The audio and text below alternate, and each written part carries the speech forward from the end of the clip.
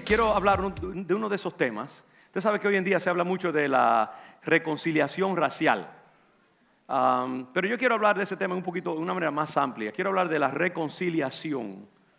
Y voy a incluir el tema, porque yo creo que lo que está pasando hoy en día es que muchas veces exploramos estos temas, como voy a decir más adelante, de una perspectiva secular, humanista, y no de la perspectiva bíblica. Y lo que yo he querido a través de muchos de estos temas, el tema de Israel, el tema de el pueblo musulmán, la inmigración, como lo discutí el domingo pasado, la justicia social, el fluidez del género, lo que se llama homosexualidad o fluidez del género hoy en día, todos esos son temas controversiales que están dividiendo nuestra nación. Estamos en una nación dividida ahora mismo por todos estos temas, y la iglesia de Jesucristo, el púlpito, tiene que ser el lugar desde donde emane claridad, consejo, dirección para el pueblo en general. Amén. La iglesia es la voz, es la nodriza de las naciones. Wow, qué lindo sonó eso.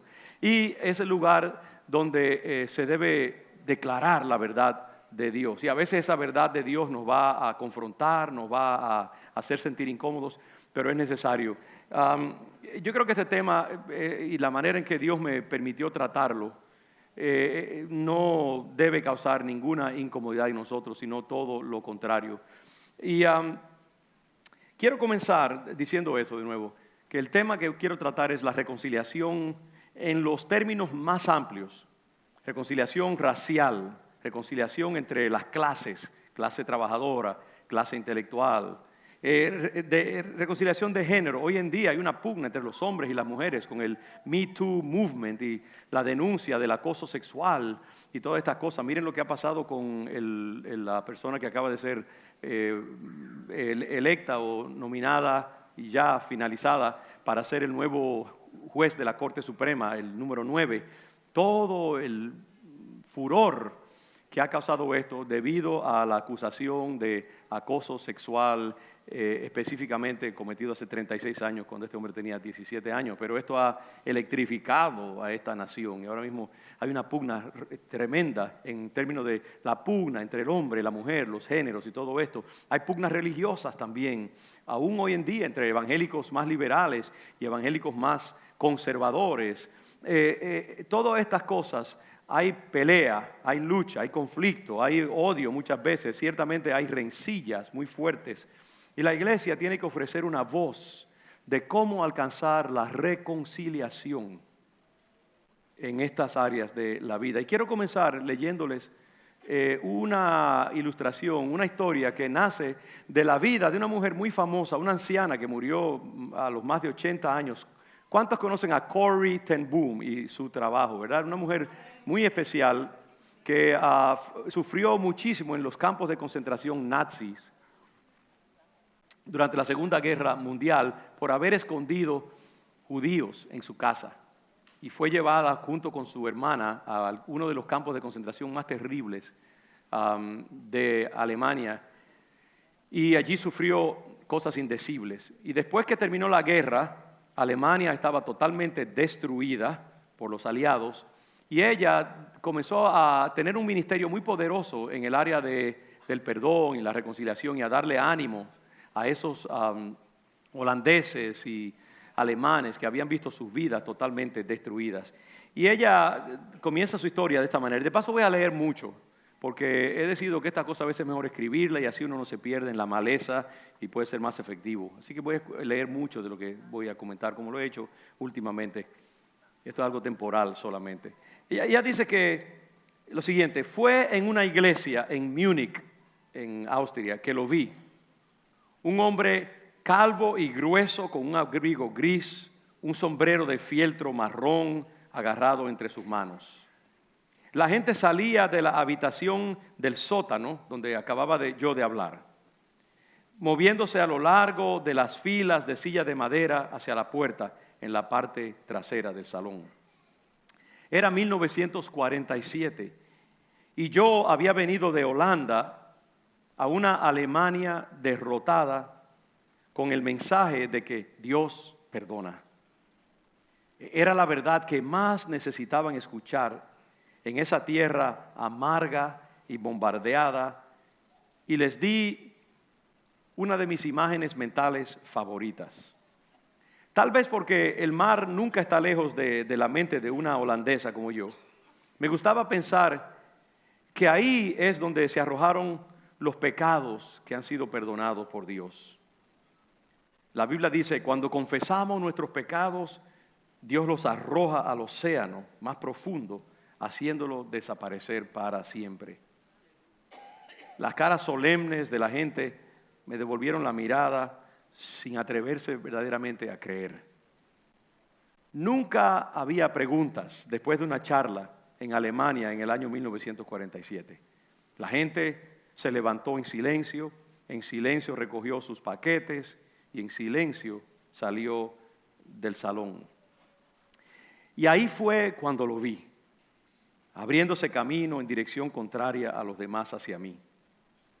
Por un momento vi el abrigo y el sombrero marrón del hombre, pero en el siguiente momento lo que vi fue un uniforme azul y una gorra con visera, con su calavera y huesos cruzados.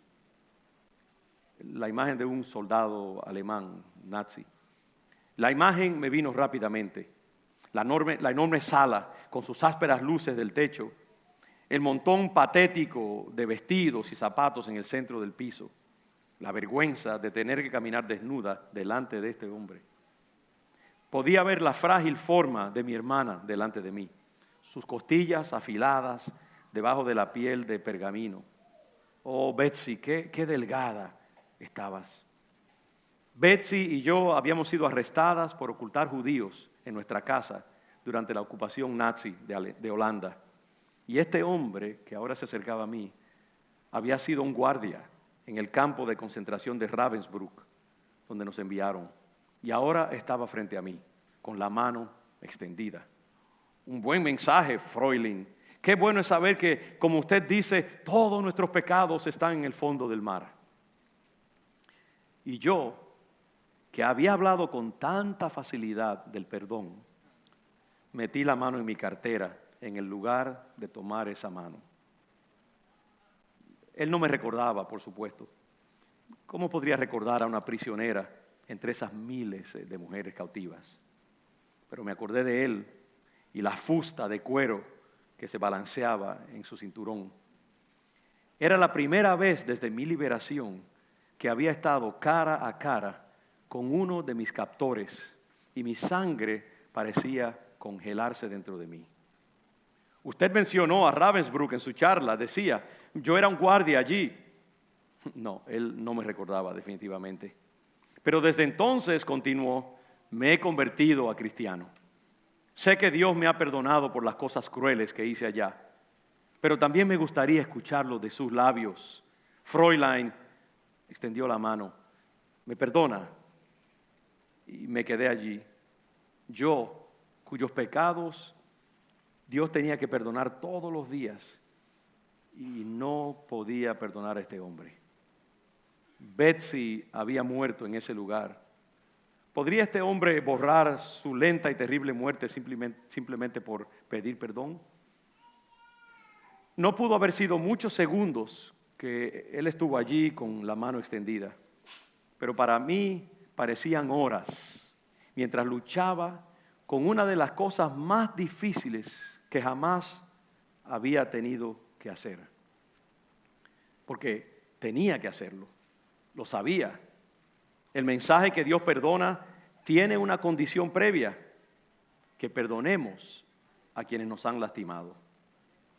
Si no perdonáis a los hombres sus ofensas, dice Jesús, tampoco vuestro Padre en el cielo perdonará vuestras ofensas.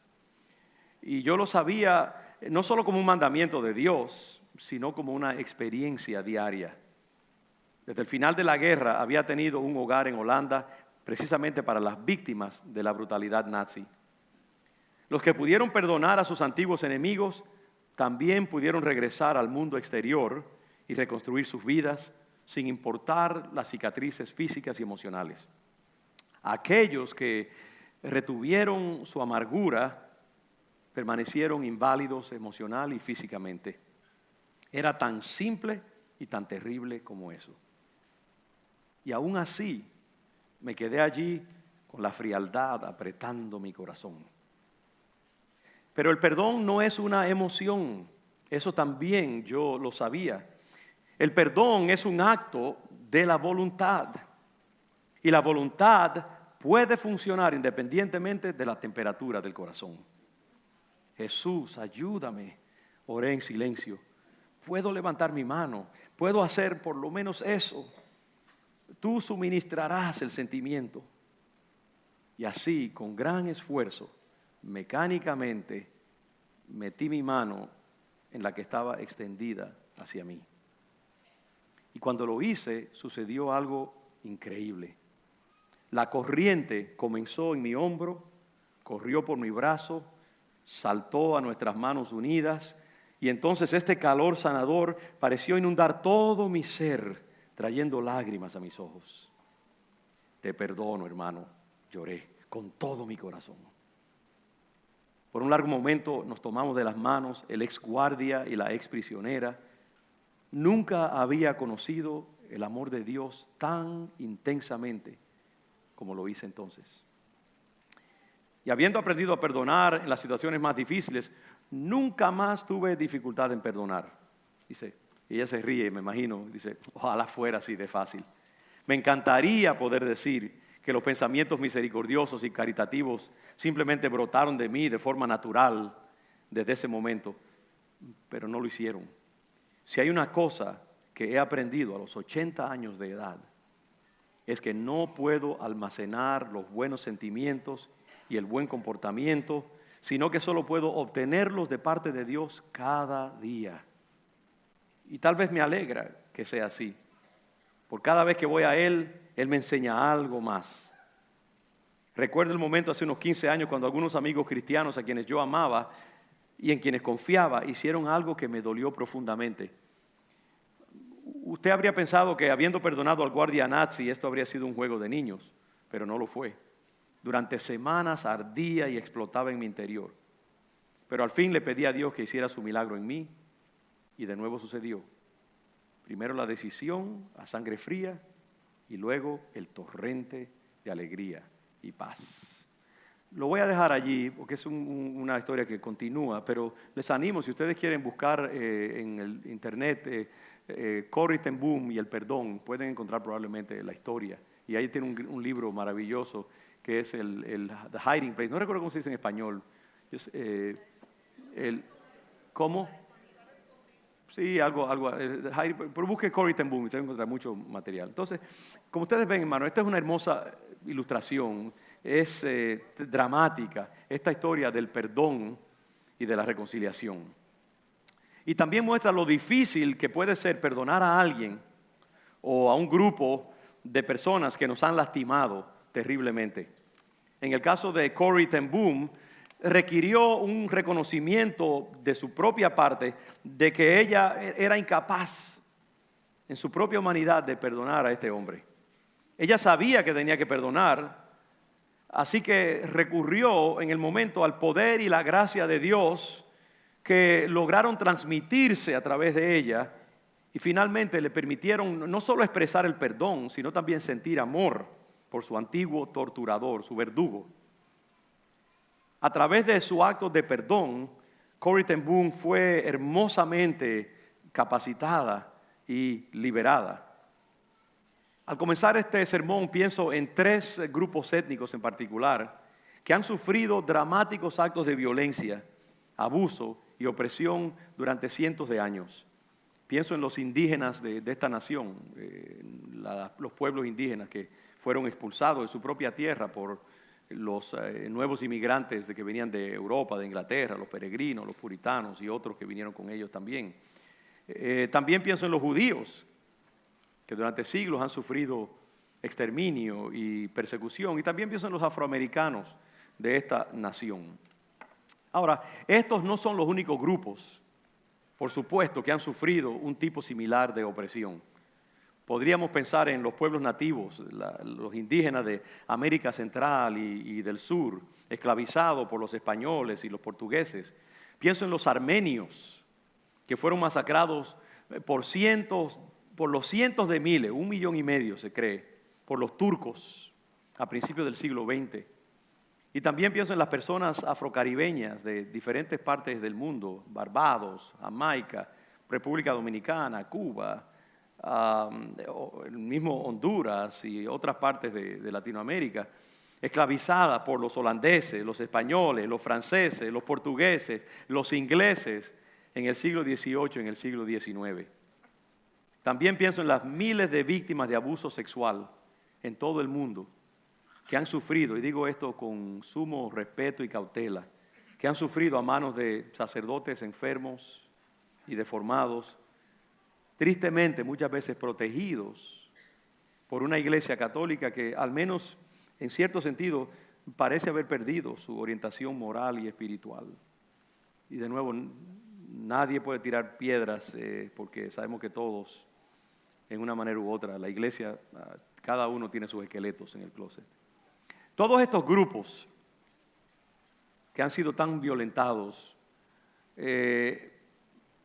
con sus terribles heridas y resentimientos, han tenido que luchar con estas cosas de maneras diferentes. Algunos grupos parecerían haber alcanzado algún nivel de sanación y reconciliación con sus opresores anteriores. En otros casos, las heridas emocionales aún están crudas y son una fuente de sangramiento continuo, una fuente de dolor y rabia, como vemos a veces aquí con el pueblo afroamericano. Me conmueve en extremo la historia de Corrie ten Boom y me impacta porque se acerca al tema de la reconciliación desde una perspectiva bíblica y espiritual. Así como Corrie ten Boom solo pudo perdonar al recibir el poder directamente de Dios, las profundas heridas dejadas por la esclavitud, la segregación y el racismo, por ejemplo aquí en Estados Unidos, solo pueden ser sanadas por el poder curativo de Cristo, que se manifiesta en los corazones de personas y de grupos étnicos terriblemente ofendidos y profundamente heridos, como los afroamericanos, por ejemplo, como los indígenas norteamericanos. Antes de continuar, permítame aclarar algo que quiero que quede absolutamente claro, que cualquier forma de abuso de otro ser humano, cualquier falta de respeto por la imagen de Dios en otra criatura, constituye un pecado de la categoría más grave.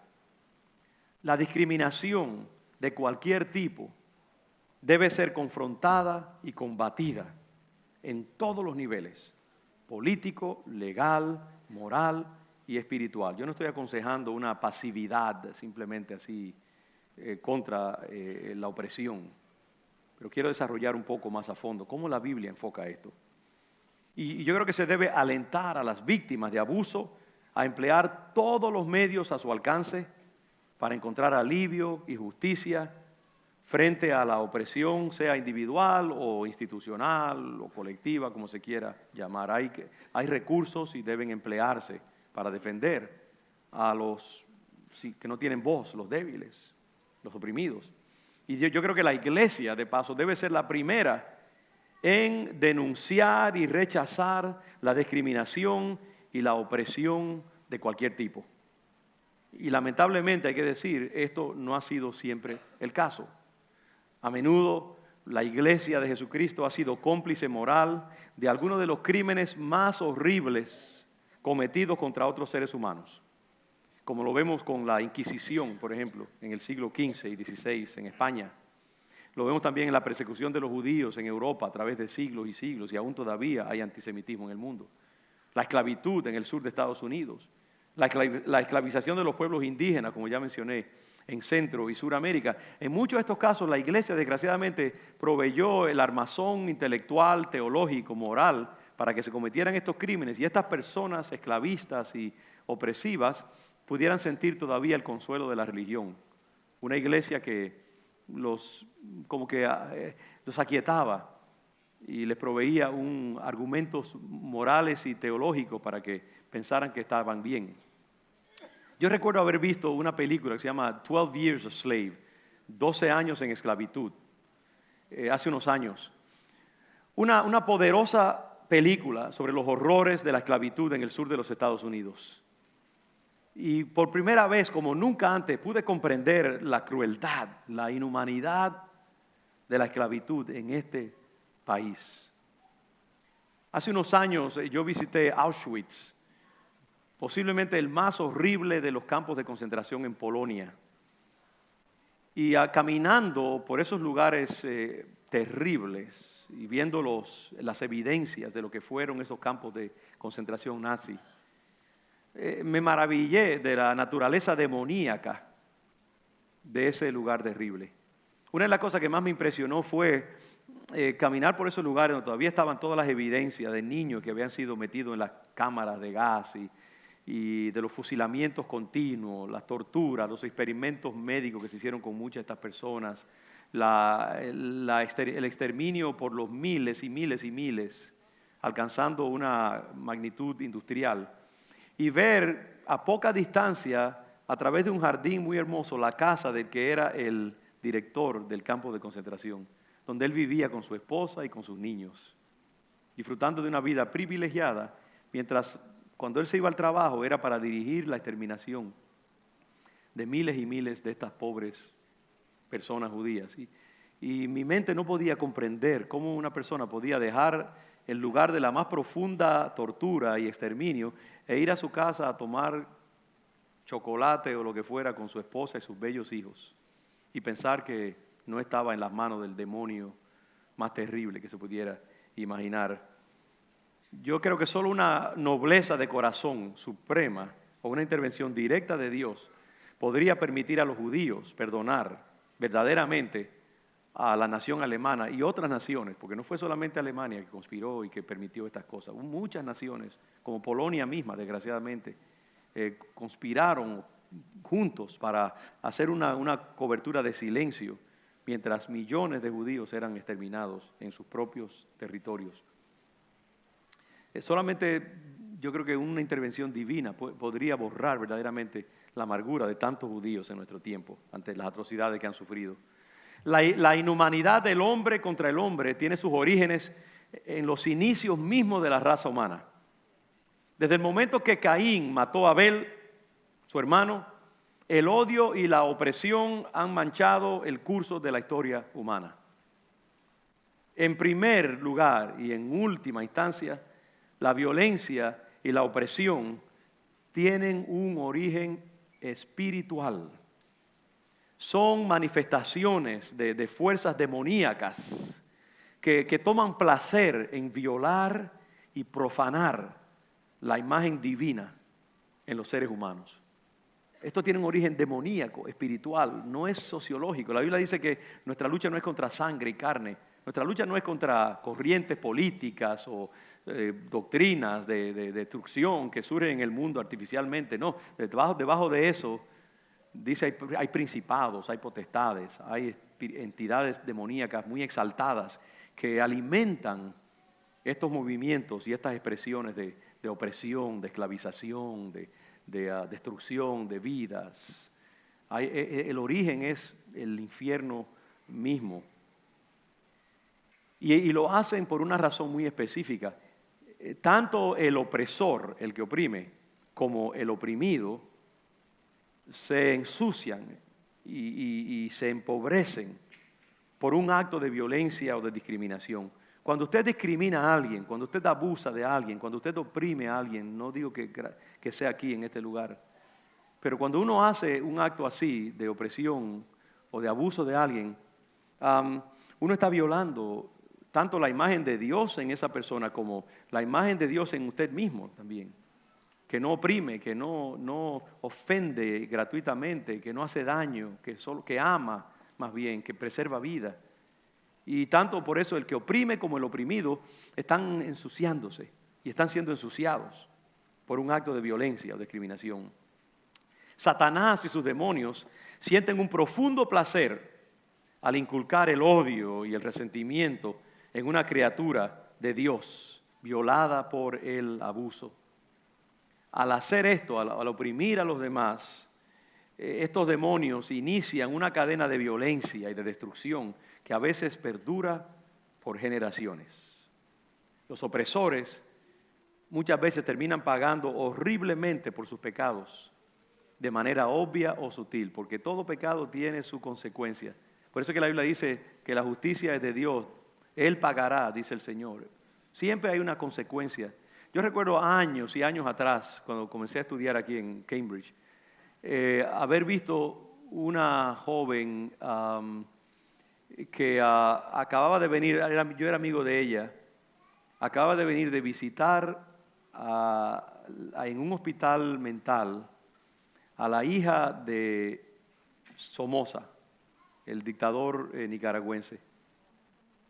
Esta joven estaba en el hospital padeciendo de terribles ataques de culpabilidad por las atrocidades que su padre, el dictador Somoza, había cometido en Nicaragua. Nadie quizás se percataba de eso, eso no salía en las noticias.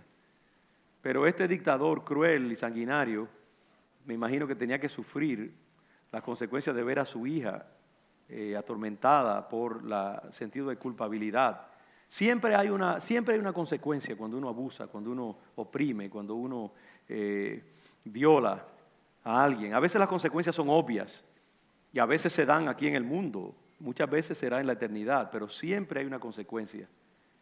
Y siempre hay una consecuencia también para los que son oprimidos. Y esto genera una cadena de maldición en las naciones. Estados Unidos, por ejemplo, pagó un precio terrible por el pecado de la esclavitud a través de la muerte de 3/4 de sus hombres durante la guerra civil en el siglo XIX. 750,000 hombres. Hoy el equivalente sería 6 o 7 millones de hombres que murieran en una guerra civil en Estados Unidos. Y el mismo Abraham Lincoln pensaba que esto era parte de las consecuencias de la esclavitud. Dios mismo había extraído una consecuencia de una iglesia, de una cultura que supuestamente era cristiana, y lo es.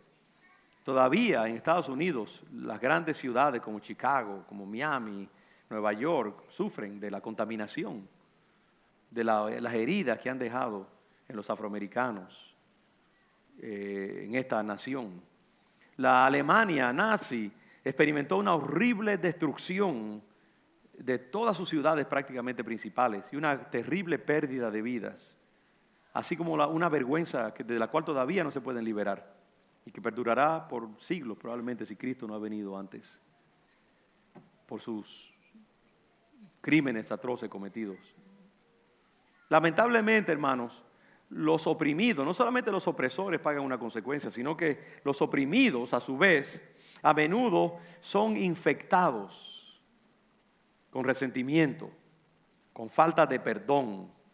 De manera que esa actitud de resentimiento no sanada los abre entonces a más sufrimiento y ataques demoníacos a lo largo de las generaciones, ya que continúan siendo atormentados por el dolor que reside en ellos y que los sigue deformando al no poder perdonar. Sus acciones muchas veces convierte a estas personas violentadas y heridas en opresores a su misma vez. Muchas veces las personas que abusan sexualmente a niños fueron abusadas cuando niños. Las personas que abusan físicamente a sus hijos fueron abusados físicamente. Porque la falta de perdón te congela en el tiempo. Y tú sigues como repitiendo las mismas acciones en una cadena de maldición que se repite generacionalmente. En la parábola de Jesús sobre el perdón, en Mateo 18, vemos algo interesante, y es que el siervo ofendido, no voy a discutir la parábola, el siervo ofendido que se niega a perdonar al que lo ha ofendido, finalmente es entregado, dice, a los carceleros y a los torturadores, que lo atormentarán, dice, hasta que él también haya satisfecho la deuda que le fue perdonada. Como no puede perdonar, tiene que sufrir a los torturadores. Y yo llamaría este sermón de paso, libérate de los torturadores. Este es el hecho alarmante y agónico que cada víctima que ha sido oprimida tiene que considerar y tiene que ponerle atención. El perdón del que te ha ofendido no es una opción. Es la única forma de salir del sufrimiento y del ataque demoníaco continuo. Incluso aún si uno tiene el derecho legal de seguir reteniendo el sentido de ofensa. Por eso es que perdonar es un acto de defensa propia. Uno no perdona por el otro, uno perdona por uno mismo. Porque cuando uno retiene el sentido de ofensa y el resentimiento, eso impide que el perdón de Dios, como dice la Biblia, pueda entrar a tu vida. Y entonces tú estás indefenso a los ataques del enemigo, que va a aprovechar. A él no le importa que tú fuiste el ofendido. A él le importa la puerta que tú le abres por medio del resentimiento para él continuar haciendo estragos en tu propia vida. Y eso es terrible, porque es como que una carga adicional le es puesta a una persona que ya tiene bastante cargas por el sufrimiento del cual ha padecido, ¿no?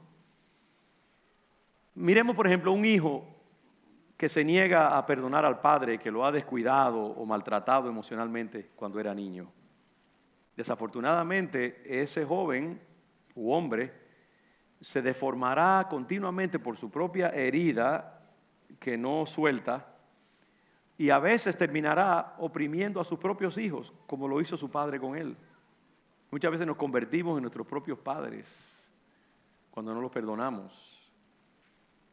Ese joven continuará oprimido hasta que decida perdonar por medio de un acto de obediencia y de humildad y de sujeción a la palabra de Dios.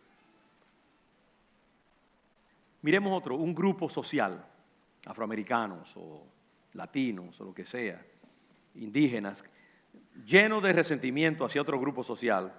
Hoy en día, por ejemplo, los de la clase trabajadora contra los intelectuales aquí en Estados Unidos, o los de izquierda aquí contra precisamente esa clase trabajadora que ahora ellos ven como una clase que los está oprimiendo a ellos, cuando ellos en otra ocasión hicieron lo mismo con la clase trabajadora. Vemos estos grupos sociales llenos de resentimiento hacia otro grupo social que percibe como su opresor, su perseguidor. Hasta que ese grupo perdone y decida amar, estos grupos continuarán creando y manteniendo las condiciones para un mayor sufrimiento de parte de todos. Este es el peligro al cual se enfrenta América en este momento de extremada polarización.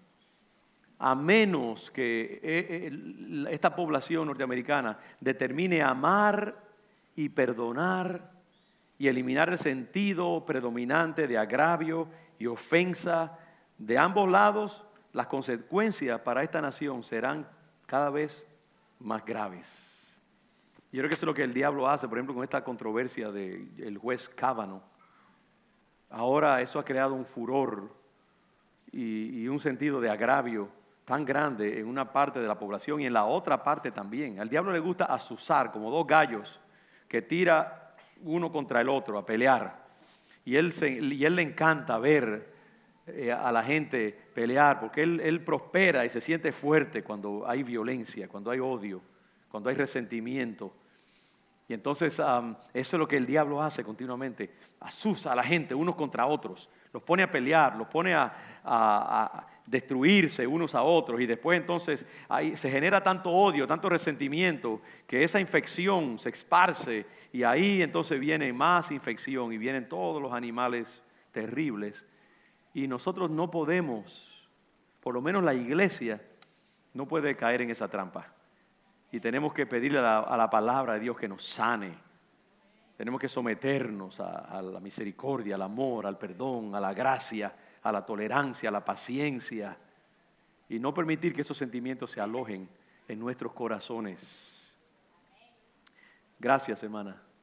Por lo menos uno está de acuerdo. Yo sé que están de acuerdo. Se apure. Está bien.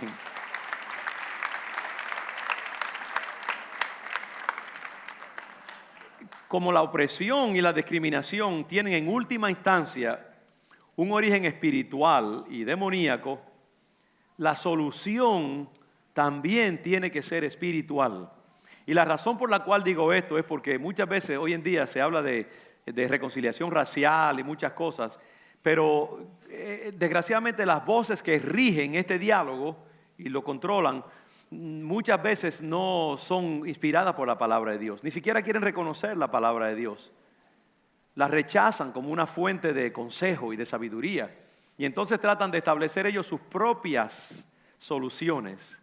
Lo que la Biblia me dice a mí es que el mal es espiritual y la cura también es espiritual. Por esta razón yo diría que la Biblia es la única voz que puede hablar con autoridad sobre cómo lograr la reconciliación racial o de las clases en este país o en cualquier otro lugar del mundo. La palabra de Dios tiene una autoridad única en estos temas, porque Dios diseñó el corazón humano. El Dios sabe perfectamente cómo el mundo espiritual está constituido. Y solo Él puede darnos consejos perfectos sobre cómo lograr la reconciliación y escapar de las trampas espirituales que el enemigo quiere tendernos. Y parte del problema de la iglesia hoy en día es que se ha dejado contaminar, como he dicho, con la mentalidad del mundo.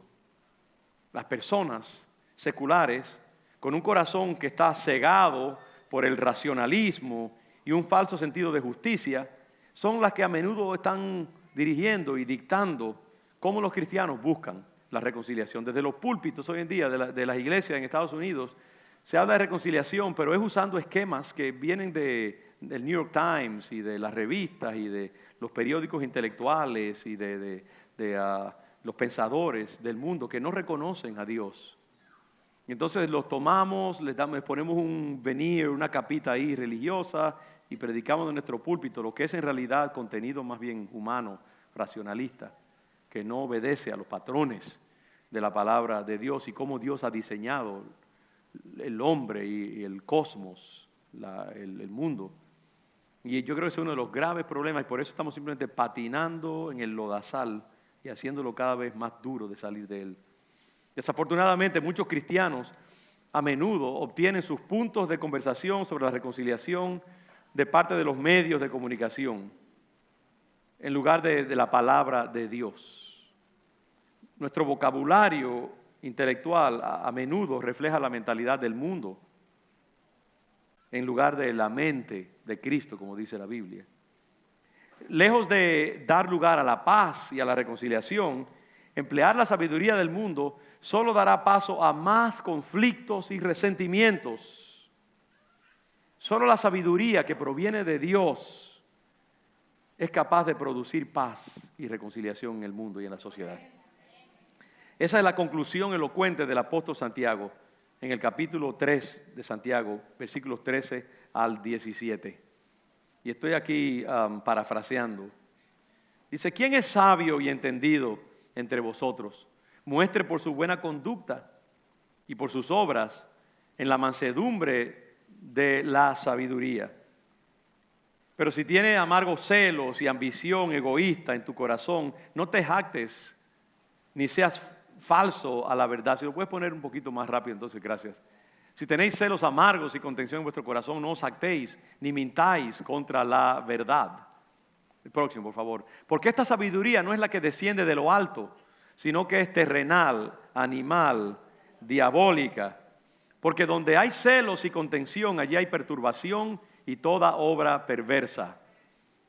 Ahora mire, esa es la sabiduría del hombre que produce esta pugna y estos conflictos.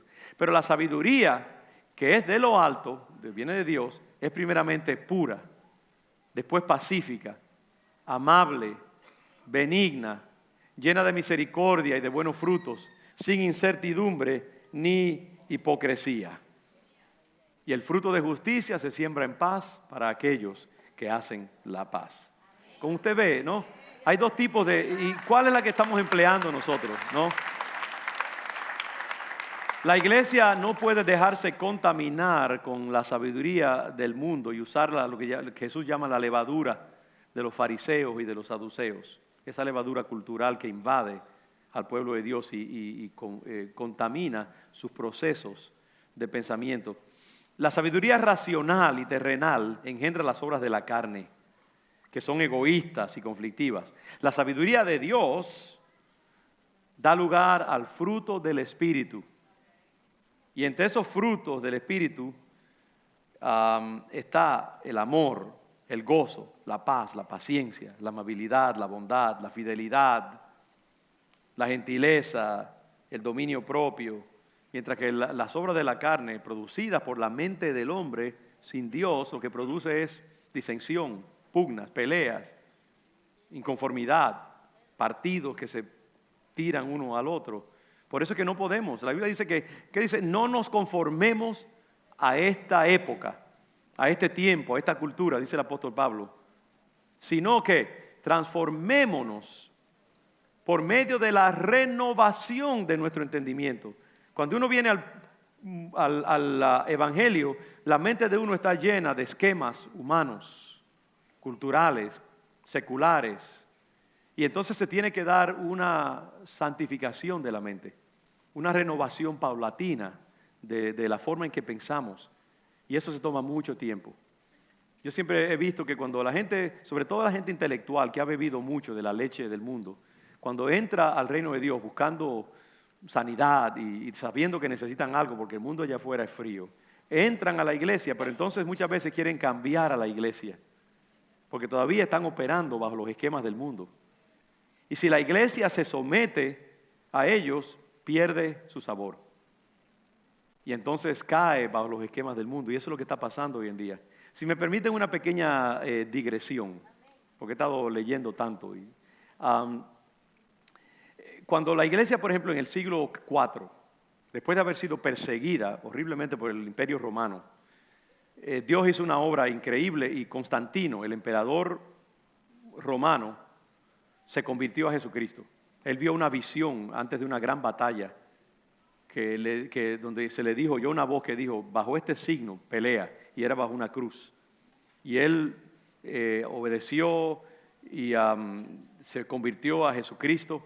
Y dice, hay una imagen dramática de que cuando él regresó de la batalla todo sucio, lleno de sudor y de sangre, fue directamente al obispo de Roma, un hombre pobre y insignificante, porque era el obispo que estos cristianos escogían, no a la gente más rica ni más notoria, sino la más espiritual. Y este pobre obispo, escondiéndose de la persecución, pensaba que cuando llegó el emperador con todo su ejército, todo el ejército lleno del sucio y el lodo de la pelea que habían tenido esa mañana, habiendo vencido, y el emperador llegó a donde estaba este obispo y entregó sus armas a Cristo allí. Y a todos sus soldados los puso a la orden de Jesús. Y Roma de la noche a la mañana pasó de ser perseguidora del evangelio a ser una ciudad y una nación cristiana. Pero miren lo que pasó. Entonces Constantino le dijo a este obispo, usted no puede como obispo de la iglesia vivir en una choza como esta. Así que le regaló un palacio y mandó a construir una catedral, una iglesia inmensa para la iglesia cristiana. Y entonces cuando llegaban todos estos diputados y hombres de estado de la gran nación romana, pues necesitaba mucha pompa. Y la iglesia poco a poco fue perdiendo el derrotero y fue corrompiéndose más y más. Constantino le regaló cantidad de tierra por su gratitud, porque sus esquemas eran esquemas del mundo. Y la iglesia no tuvo el valor de resistir a este gran emperador con sus buenas intenciones. Pero Constantino estaba contaminado por el espíritu del mundo, el lujo, el materialismo, la conveniencia de las acciones morales, etc. Y poco a poco la iglesia, por su falta de integridad moral, de resistir estos patrones de pensamiento que venían de un imperio corrupto como era Roma, fue adoptando poco a poco estos valores y perdió el derrotero. Y en relativamente poco tiempo esa iglesia pura y entregada a los patrones de la palabra de Dios pasó a ser una iglesia corrupta y una iglesia totalmente entregada al mundo, viviendo conforme a los patrones del mundo. ¿Por qué? Porque no resistieron. Porque cuando el mundo llega a tus puertas, será mejor que tú estés claro en lo que tú crees. Cuando alguien viene a donde ti a alabarte por tu vida cristiana, poco a poco sabe que el enemigo va a también tratar de entrar y va a tratar de corromperte. Y va a tratar de cambiar tu estilo. Y una de las razones por las cuales yo estoy predicando esta serie de sermones es precisamente por eso. Porque para mí es importante que nuestra iglesia se mantenga clara en sus fundamentos. Y por ejemplo, en el ministerio en inglés está llegando nuevas personas, intelectuales y con otras formas de ver el evangelio. Y hermanos, yo no quiero una sola persona que esté en esta iglesia que no esté clara en nuestros valores espirituales y nuestra fe en el Señor. A mí no me interesa, hermanos, un crecimiento artificial, un crecimiento que sacrifique los valores del reino de Dios. Satanás viene a donde Jesús y le dice: tú quieres el mundo, yo te lo entrego, solamente no tienes que ir a la cruz. Eso es todo, el mundo me pertenece. Y es cierto, el Señor no lo contradijo. El mundo está bajo el gobierno de Satanás. Pero Satanás sabía que si el Señor entraba en ese acuerdo demoníaco de adorar a Satanás, perdía el mundo y perdía su propia alma y perdía su llamado y lo perdía todo. Si nosotros vamos a conquistar el mundo, tiene que ser por esquemas bíblicos, no comprometiendo el evangelio y escondiendo la cruz, escondiendo los reclamos escandalosos del reino de Dios. Y por eso, en parte, para mí estos sermones son una crucifixión. Ese sermón que yo prediqué el domingo pasado, yo sé que me ha costado y me costará el afecto de algunos. Yo le puedo decir que en el ministerio en inglés también me ha costado terriblemente. Hace poco, una persona que yo he amado durante décadas, que ha hecho un repudio de esta iglesia donde ha estado durante muchos años, y en la cual ha prosperado, una figura pública, por mi predicación sobre Israel y todo esto. Pero esa es una cruz que yo estoy dispuesto a absorber, hermanos. Y me considero, y Dios sabe que no lo digo por alarde, me considero bendecido por ser considerado digno de sufrir por Cristo Jesús. Eso me duele en mis emociones, pero mi espíritu está erguido y agradecido del Señor. Pero así es que tiene que ser la vida cristiana, y nosotros por eso tenemos que predicar la verdad y someternos a la verdad de Dios, porque el mundo va a tratar de doblarnos y comprometernos con sus patrones para continuar dominándonos. Cuando tú decides perdonar a los que te han violentado, cuando tú comienzas con una página limpia en tu corazón y decides renunciar a tu derecho a sentirte ofendido y a la defensiva contra otros grupos que te han oprimido, tú entonces entras bajo el manto de la gracia de Dios. Y entonces no hay ninguna ley que el enemigo pueda usar para acusarte, condenarte u oprimirte. Porque Satanás es el gran acusador de los santos, ¿sabe eso? Él es el gran fiscal, él se especializa en acusar y denunciar, porque a él lo han condenado y él quiere también que otros sean condenados. Y en la Biblia dice que contra aquellos que manifiestan el fruto del Espíritu Santo no hay ley. ¿Por qué? Porque estás cubierto bajo la gracia, porque estás viviendo dándole gracias a otros. Y el que perdona es perdonado, el que bendice es bendecido. Y por eso es que tenemos que vivir, hermanos, bajo la generosidad. Nunca retenga en su corazón la amargura, nunca retenga el odio, échelo fuera. Y sabe que la gracia de Dios entrará como una inundación de agua fresca a su vida. Viva en la generosidad y el amor de Dios. Y usted siempre tendrá la gracia de Dios defendiéndolo y cubriendo sus espaldas y bendiciendo a sus hijos, sus finanzas, su matrimonio, su vida emocional, su neurología. Porque Dios, cuando tú perdonas, cuando amas, cuando eres generoso, se convierte en tu defensor. Amén.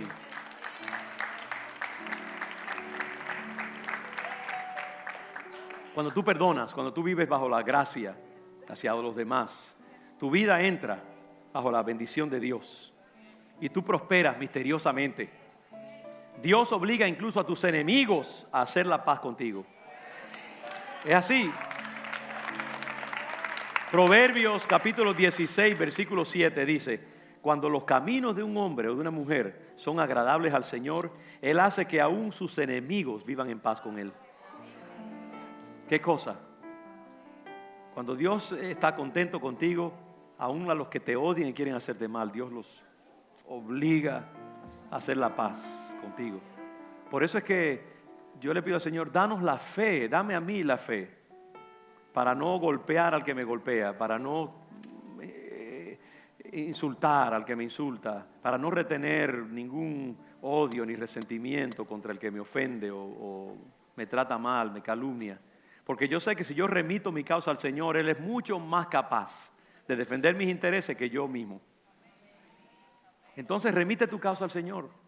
Deja que Él se encargue de las cosas. Si tú vives tu vida tranquilo, celebra, ríete, pasea, disfruta de una noche estrellada o una buena pieza de música o lo que sea. Gózate porque tu Dios está contento contigo. Y celebra y no retengas el odio en tu corazón. Mi hermano, mi hermana, tú eres demasiado rico en Dios para preocuparte por una miseria que te quitaron. Así como te quitan un poquito, Dios te da con creces. Entonces, aleluya, porque Dios es tu marido, Dios es tu defensor, Dios es tu ayudador, Dios es tu proveedor. Él abre camino delante de ti. Y por eso es que los cristianos no tenemos tiempo para estar allí con cositas que me hicieron y cosas que pasaron hace 300 años con gente que yo ni siquiera, ya ellos están muertos hace tanto y yo voy a estar todavía quejándome de los blancos y de esto y de lo otro que me hicieron. En Cristo tú eres libre, en Cristo tú eres rica, en Cristo tú eres más que vencedor. Métete a las aguas del perdón de Dios y no retengas. Yo creo que nosotros los cristianos, voy a decir ahora en este grupo aquí mayormente latino, pero si hay algún también de otras razas, pero nosotros los cristianos de cualquier raza, es que, hermanos, no tenemos tiempo para estar con estas cuestiones, estos resentimientos raciales y todas estas cosas. Una de las cosas que yo amo acerca de mi congregación es que la gente viene aquí, viene gente blanca, viene gente asiática, como un joven que vino esta mañana acá, y se sienten bienvenidos, porque no ven miradas hostiles o resentidas, porque este pueblo, en la mayor parte, yo creo, es un pueblo libre, es un pueblo amable, y ese pueblo siempre tendrá la gracia de Dios, siempre será prosperado, siempre será bendecido, siempre será defendido por el Señor. Nosotros tenemos que ser muestras vivientes de la gracia y el perdón y la misericordia y la bondad de Dios. Esta iglesia tiene que ser un lugar de reconciliación. Y yo te suplico que no retengas ningún resentimiento contra tu hermano o tu hermana. Limpia los libros inmediatamente. Borra toda deuda que alguien tenga contigo o que tú tengas con alguien. Si has ofendido, ve y pide perdón. Si te han ofendido, ve y da perdón antes que te lo pidan. Mantén las cuentas limpias continuamente. Nosotros debemos ser como ríos que el agua corre y corre y corre y siempre está limpia porque corre. Porque es que Dios nos ha perdonado tanto. La Biblia dice que tenemos que perdonar como Dios perdona. ¿Cómo perdona Dios? Dios perdona unilateralmente, primeramente. Él no espera que le paguen o le hagan o le digan o trabajen. Él perdona libremente, sin esperar. Dios perdona de manera que, dice la Biblia, que ni se acuerda de nuestros pecados. Él los echa al fondo del mar. Y como decía la misma Corrie ten Boom, pone un sign que dice prohibido pescar. Porque muchas veces vamos a buscar los pecados que ya Dios los tiró al fondo del mar y volvemos a echarnos encima. Y cuando Dios perdona, dice, no me acordaré más de sus pecados. Dios perdona aunque no le pidan perdón. Alguna vez dice, no, yo lo perdono, pero Él tiene que venir a donde mí, de rodillas y pedirme perdón. ¿Cómo nos perdonó Dios a nosotros? Dice, cuando estábamos sumidos en nuestros pecados y delitos, Cristo murió por nosotros. Cristo vino a la tierra cuando la humanidad estaba más metida en el pecado y la oscuridad. No le pedimos que viniera, Él vino. Él se desvistió de su gloria y murió en una cruz para perdonarnos a nosotros que ni siquiera estamos interesados en pedirle perdón. Mire cómo Dios perdona. Y así nosotros tenemos que perdonar también. Y tenemos que perdonar de corazón también. No perdonar parcialmente, como dicen por allí. Yo perdono, pero no olvido. Y a veces tenemos una caja fuerte y metemos el resentimiento en la caja fuerte. Y lo tenemos allí por semanas y a veces meses, pero de vez en cuando nos da curiosidad. Y abrimos la caja fuerte y lo sacamos y volvemos a gozarnos en sentir ese calor y ese resentimiento y esa ira. Y volvemos otra vez a reensayar la ofensa. Y después volvemos y la metemos en la caja. No, Dios quiere que tú cojas una granada, se la tires a ese pecado, la hagas explotar y nunca más vuelvas a visitarlo. Así es que Dios perdona. Que perdonemos limpiamente. Y yo creo que en último también, yo creo que Dios perdona mirando el fruto en el futuro. Dice la Biblia que Cristo, por el gozo puesto delante de Él, murió en la cruz por nuestros pecados. Y yo creo que nosotros tenemos que ser así. Tenemos que pensar en lo maravilloso que es cuando uno perdona y cómo uno se siente libre, limpio, como Corrie ten Boom se sintió libre. Que entonces nosotros pasamos a ser parte de la identidad divina. Nosotros pasamos a ser como Dios mismo. Somos partícipes de la pasión de Jesucristo. Y a través de nosotros entonces nuestros hijos son bendecidos, nuestro linaje será bendecido, entraremos en el gozo del Señor, Dios nos proveerá tantas cosas. Y nosotros tenemos que armarnos de ese pensamiento que está delante de nosotros para perdonar en el momento. Y eso es lo que Dios quiere hacer hoy en tu vida. Yo quiero pedirte, baja tu cabeza allí donde tú estás ahora mismo y toma un momento de extremada introspección. Este es un momento precioso en que la palabra de Dios te está alabando. Y Dios quiere sanarte en diferentes maneras. No importa cuán grande ha sido tu ofensa que han cometido contra ti. Quizás la vida, no hay un agente específico, pero quizás algo ha pasado en tu vida que te ha hecho daño profundamente. Puede ser un accidente, puede ser algo trágico que ha pasado en tu vida. Y tú tienes que limpiarte de eso también. No puedes seguir viviendo abrumado por esa pérdida, ¿ok? Tú tienes que pedirle al Señor que te ayude a encontrar ese lugar de perdonar a la vida, perdonar el mundo, perdonar lo que sufriste. Límpiate en el nombre del Señor. Perdónate a ti mismo inclusive, porque muchas veces cometemos errores serios y graves y nos han costado y le han costado a otros que vemos las consecuencias de nuestro pecado y nuestras acciones y decimos no, yo no tengo perdón. No le digas a Dios que no tienes perdón porque lo estás haciendo mentiroso. Dios dice que no hay pecado que Él no pueda perdonar. Si vuestros pecados fueren rojos como la grana, dice, vendrán a ser como blancos, como la blanca lana. Por más serio que sea tu error o tu pecado, las consecuencias de tus acciones, Dios las puede perdonar todas.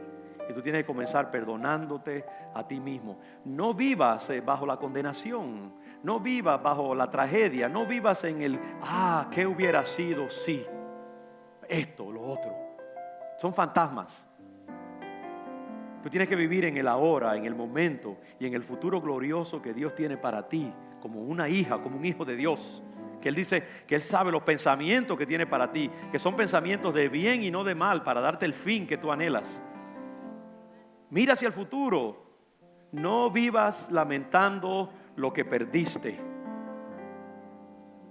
Haz de lo que tienes en este momento. Dios es poderoso para hacer un jardín glorioso de escombros. Pero necesitas fe para creerlo. Y como Corrie ten Boom, pídele al Señor Padre, yo no, en mí no está. En mí no está el encontrar la paz y la reconciliación con mi situación. Pero hoy, ahora, yo la pido de parte tuya. Y declaro en el nombre de Jesús que la recibo y la tengo. Y que ahora eso va a crecer dentro de mis entrañas como un bebé que tú has engendrado dentro de mí. Y crecerá y crecerá y crecerá y dará a luz un fruto glorioso. Y mientras tanto yo voy a confesar tu bondad. Y voy a confesar tu amor. Y si tú no sientes la capacidad para perdonar a quien te ofendió, o te dejó, o violó su palabra o su promesa para ti, confiésalo por fe y pídele al Señor que te inunde con la capacidad para perdonar, como Cristo pudo perdonar a los que se reían de Él en la cruz y lo crucificaban. Y yo te aseguro que te levantarás como un gigante en tu vida. Es maravilloso cuando uno tira su incapacidad a los pies de Cristo. Cuando uno llega a sus límites y uno sabe que no puede, entonces uno dice: Señor, cárgame tú ahora, porque yo no lo puedo hacer, pero yo lo confieso, lo creo y por fe lo celebro. Y yo sé que es una realidad en mi vida y que tú lo harás cada día más y más una realidad. Si no puedes perdonar emocionalmente, confiésalo simplemente con tu boca, ordénalo, decláralo, profetízalo, y el Señor poco a poco te llevará a ese lugar donde lo puedes sentir en tu corazón y vivir conforme a ello. Es maravilloso cuando nos confiamos a la gracia del Señor. Yo sé que muchos aquí ahora están haciendo ese trato con Dios, y yo te animo a no salirte de ese lugar.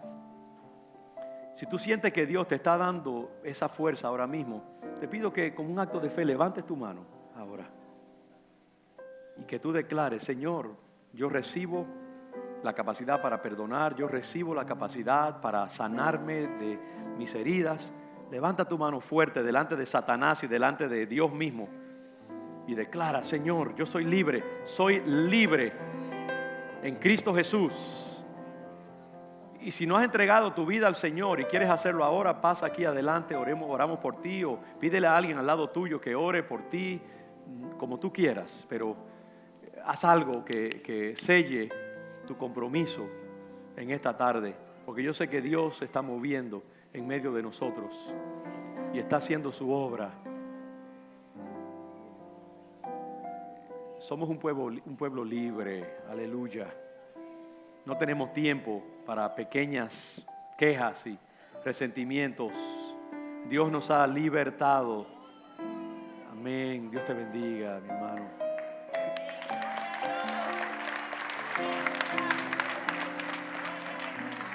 Y si alguien más en alguna manera quiere hacer un acto de entrega de algo, lo que sea, solo Dios sabe. Nosotros no estamos pendenciando aquí con tus acciones.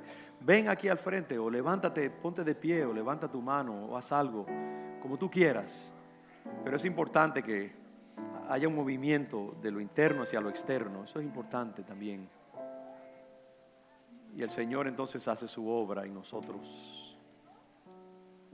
Padre, declaramos que tu obra maravillosa se cumple en este lugar.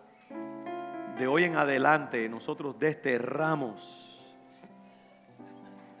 el resentimiento racial o cultural o personal, individual, el sentido de ofensa o violación personal, cualquier herida del pasado. En el nombre de Jesús vemos esa agua, ese tsunami poderoso y abrumador de tu amor y tu gracia, sanando e inundando nuestras vidas y nuestras generaciones, Padre. Declaramos que somos un pueblo sano, un pueblo saludable, un pueblo limpio, un pueblo generoso. Gracias porque tú eres nuestro sanador, el que nos bendice, el que sana todas nuestras dolencias, el que sana todas nuestras dolencias, dice la palabra del Señor. Dolencias físicas, emocionales y espirituales. Aleluya. Dios está en este lugar y le damos gracias por este pueblo que Él está construyendo y llevando a nuevos niveles de gracia y de sanidad. Y declaramos que nuestras generaciones están siendo bendecidas por nuestra fidelidad a la palabra del Señor. Gracias, Señor. Entregamos este tiempo a ti, Padre, y bendigo estas vidas que están aquí al frente, porque tú conoces sus necesidades y tú sabes lo que ellas traen a ti, Señor, lo que Él trae a ti. Lo bendigo y bendigo sus generaciones, Padre. Gracias. En el nombre de Jesús, y el pueblo de Dios dice amén. Dios les bendiga, mis hermanos.